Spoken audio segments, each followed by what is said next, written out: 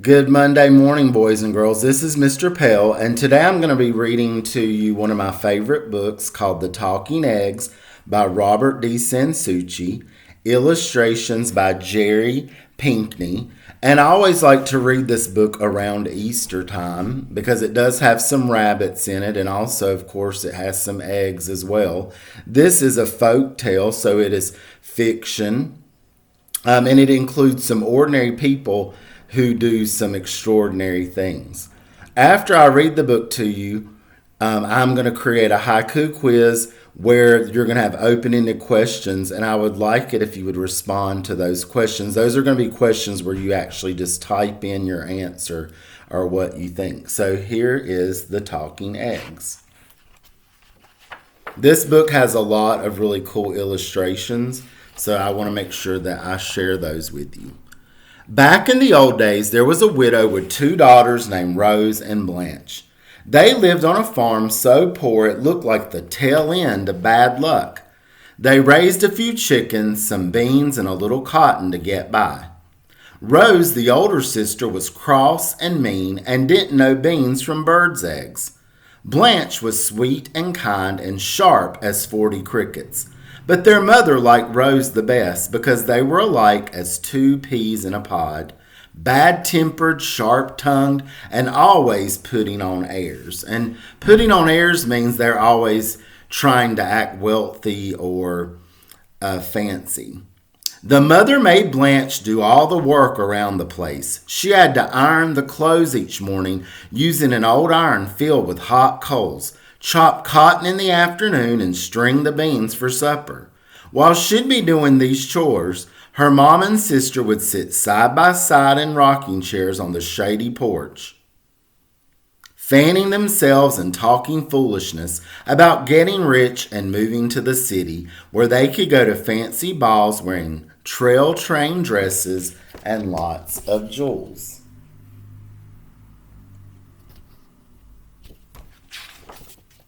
One hot day, the mother sent Blanche to the well to fetch a bucket of water. When the girl got there, she found an old woman wrapped in a raggedy black shawl, near fainting with the heat. "Please, child, give me a sip of water," the old woman said. "I'm about to die of thirst." "Yes, Auntie," said Blanche, rinsing out her bucket and dipping up some clean, cool well water. "Drink what you need." "Thank you, child," said the old woman when she'd taken swallow after swallow of water. "You got a spirit of do-right in your soul. God is going to bless you." Then she walked away down the path that led to the deep woods. So there is Blanche giving Auntie a drink. When Blanche got back to the cabin, her mother and sister hauled at her for taking so long. "This water's so warm it's near boiling," shouted Rose, and she dumped the bucket out on the porch. "Here your poor sister's near dying for a drop of cool water," her mother screamed, "and you can't even bring her that little thing." Then the two of them scolded and hit Blanche until the frightened girl ran away into the woods. She began to cry since she didn't have anywhere to go and she was scared to go home. So we can already tell that the mother and Rose are bad characters. They're villainous. Suddenly, around a bend in the path came the old woman in the raggedy black shawl. When she saw Blanche, she asked kindly, "What's made you cry so, you poor child?" "Mom and Sister Rose lit into me for something that wasn't my fault," said Blanche, rubbing tears off her cheek. "Now I'm afraid to go home." "Hush, child, stop your crying. You come on with me. I'll give you supper and a clean bed, but you gotta promise you won't laugh at anything you see." Blanche gave her word of honor that she wouldn't laugh. Then the old woman took her by the hand and led her deep into the backwoods. As they walked along the narrow path, bramble bushes and tree branches opened wide in front of them and closed up behind them. So apparently they're going to see something that could be funny because she says, "Don't laugh." Soon they came to the old woman's tumble-down shack. A cow with two heads and horns like corkscrews peered over a fence at Blanche and brayed like a mule. She reckoned it was a pretty strange sight, but she didn't say anything, not wanting to hurt the old woman's feelings. Next, she saw that the yard in front of the cabin was filled with chickens of every color. Some were hopping about on one leg, some running about on 3 or 4 or even more. These chickens didn't cluck, but whistled like mockingbirds. But strange as all this was, Blanche stuck by her promise not to laugh. So you can see the two-headed cows and then all of the strange chickens. When they got inside the cabin, the old woman said, "Light the fire, child, and cook us some supper." So Blanche fetched kindling, which is like dry wood, from the wood pile outside the back door. The old woman sat down near the fireplace and took off her head. She set it on her knees like a pumpkin. First, she combed out her gray hair, then she plaited or braided it into 2 long braids. Blanche got pretty scared at this, but the woman had been nothing but kind to her, so she just went on lighting the fire. After a bit, the old woman put her head back on her shoulders and looked at herself in a sliver of mirror nailed to the cabin wall. Hum, she said, nodding. That's better. Then she gave Blanche an old beef bone and said, "Put this in the pot for supper." Now Blanche was near starving, and the bone looked like a pretty sad meal for the 2 of them. But she did what the old woman said. "Shall I boil it for supper, Auntie?" she asked. "Look at the pot, child," the old woman said, laughing. The pot was filled with thick stew, bubbling away. Next, the woman gave Blanche only 1 grain of rice and told her to grind it in the stone mortar. Feeling mighty foolish, Blanche began to pound the grain with the heavy stone pestle. In a moment, the mortar was overflowing with rice.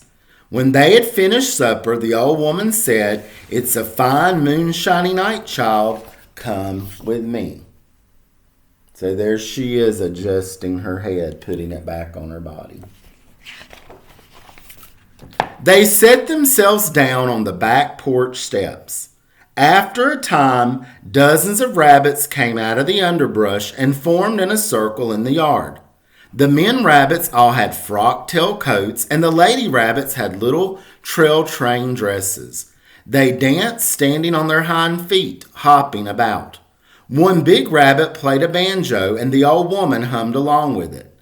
Blanche kept time by clapping along. The rabbits did a square dance, a Virginia reel, and even a cakewalk. The girl felt so happy she never wanted to leave. She sat and clapped until she fell asleep, and the old woman carried her inside and put her to bed. So you can see the author has personified these rabbits by they're wearing human clothing and playing instruments. So that's a really good example of personification. When Blanche got up the next morning, the old woman told her, "Go milk my cow." The girl did what she was told, and the 2-headed cow with the curly horns gave her a bucket of the sweetest milk she'd ever tasted. They had it with their morning coffee. "You gotta go home now, child," the old woman said to Blanche, who was washing the breakfast dishes. "But I tell you, things will be better from here on out. And since you are such a good girl, I got a present for you. Go out to the chicken house. Any eggs that say, 'Take me,' you go ahead and take. But if you hear any say, 'Don't take me,' you leave them be. When you get near home, throw those eggs one after another over your left shoulder so they break in the road behind you. Then you'll get a surprise." When Blanche got to the little chicken house, she found all the nests filled with eggs. Half were gold or silver or covered with jewels. Half looked no different from the eggs she got from her chickens back home. All the plain eggs told her, "Take me." All the fancy ones cried, "Don't take me." She wished she could take just 1 gold or silver or jeweled egg, but she did what the old woman told her, and only scooped up the plain ones. And this reminds me of when I was little, we always had lots and lots of chickens, and there's one type of chicken that lay colored eggs. She and the old woman waved goodbye to each other. Then Blanche went on her way. Partway home, she began to toss the eggs one at a time over her left shoulder. All sorts of wonderful things spilled out of those eggs. Now diamonds and rubies, now gold and silver coins, now pretty silk dresses and dainty satin shoes. There was even a handsome carriage that grew in a wink from the size of a matchbox, and a fine brown and white pony that sprouted from the size of a cricket to draw it. And draw in that context means to pull it. Blanche loaded all these lovely things into the carriage and rode the rest of the way home like a grand lady. When she got back to the cabin, her mother and sister just gawked at her new finery. "Where did you get all these things?" her mother asked, making Rose help Blanche carry the treasures inside. That evening the mother cooked dinner for the first time since Blanche was old enough to hold a skillet, all the time telling Blanche what a sweet daughter she was. Her mama got the girl to tell about the old woman and the cabin in the woods and the talking eggs. When Blanche was asleep, the mother grabbed Rose and told her, "You gotta go into the woods tomorrow morning and find that old auntie. Then you'll get some of those talking eggs for yourself, so's you can have fine dresses and jewels like your sister. When you get back, I'll chase Blanche off and keep her things myself. Then we'll go to the city and be fine ladies like we was meant to be." "Can't we just run her off tonight so's I don't have to go poking through the woods looking for some crazy old auntie?" Rose whined. "There's not near enough for two," her mother said, getting angry. "You do as I say and don't be so contrary." So I noticed that there is some dialect in this book. They're speaking in a way that is special to a certain area. So the next morning, Rose set out drag-foot into the woods. She dawdled mostly or goofed off, but soon she met the old woman in her raggedy black shawl. "My sweet little sister Blanche told me you got a real pretty house and all," said Rose. "I'd appreciate to see it." "You can come with me if you've a mind to," said the old woman, "but you gotta promise not to laugh at whatever you see." "I swear," said Rose. So the old woman led her through the bramble bushes and tree branches into the deep woods. But when they got near the cabin and Rose saw the two-headed cow that brayed like a mule and the funny-looking chickens that sang like mockingbirds, she yelled, "If there ever was a sight, that's one. That's the stupidest thing in the world." Then she laughed and laughed until she nearly fell down. So you can see her laughing.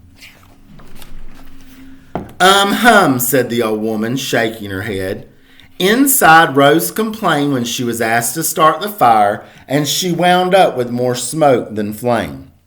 When the old woman gave her an old bone to put in the pot for supper, Rose said, crossly, "That's going to make a mighty poor meal." She dropped it in the pot, but the old bone remained a bone. So they only had thin soup for supper. When the old woman gave her 1 grain of rice to grind in the mortar, Rose said, "That sad speck won't hardly feed a fly." She wouldn't lift the pestle, so they had no rice at all. The old woman muttered. Rose went to bed hungry. All night long she heard mice scratching under the floor and screech owls clawing at the window. In the morning the old woman told her to milk the cow. Rose did, but she made fun of the two-headed creature, and all she got was a little sour milk not fit for drinking. So they had their breakfast coffee without cream. When the old woman lifted her head off her shoulders to brush her hair, quick as a wink, Rose grabbed that head and said, "I'm not going to put you back together till you give me presents like my sister got." So again, think about how different Rose is from her sister, Blanche. "Ah, child, you're a wicked girl," said the old woman's head, "but I gotta have my body back, so I'll tell you what to do. Go to the chicken house and take those eggs that say, 'Take me,' but leave the ones that cry, 'Don't take me.' Then you toss those eggs over your right shoulder when you're on your way home." To be sure the old woman wasn't playing her a trick, Rose set the old woman's head out on the porch while her body sat groping around the cabin. Then she ran to the chicken house. Inside, all the plain eggs cried, "Take me," while the gold and silver and jeweled ones said, "Don't take me." "You think I'm fool enough to listen to you and pass up the prettiest ones? Not on your life." So she grabbed all of the gold and silver and jeweled eggs that kept yelling, "Don't take me," and off she ran into the woods with them. So I'm wondering, did she put the woman's head back on? As soon as she was out of sight of the old woman's cabin, she tossed the eggs over her right shoulder as fast as she could. But out of the shells came clouds of whip snakes, toads, frogs, yellow jackets, and a big old gray wolf. These began to chase after her like pigs after a pumpkin. Hollering bloody murder, Rose ran all the way to her mother's cabin. When the woman saw the swarm of things chasing her daughter, she tried to rescue her with a broom. But the wasp and wolf and all the other creatures wouldn't be chased off. So mother and daughter hightailed it to the woods with all the animals following. So this seems like a case of karma, getting what you deserve. When they returned home, angry and sore and stung and covered with mud, they found Blanche had gone to the city to live like a grand lady, though she remained as kind and generous as always. For the rest of their lives, Rose and her mother tried to find the strange old woman's cabin and the talking eggs, but they could never find that place again. So that was the talking eggs. Now that you've listened to it, I want you to go to the quiz that I have placed underneath this video. And these are some discussion questions that I would love for you to answer, just so that you can keep some of your reading skills sharp. Before I go, Cole wants to say hello.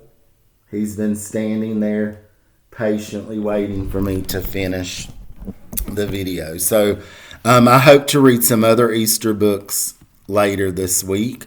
I hope that you all have a great Monday and a great week. And I will see you in our Google Meet on Wednesday.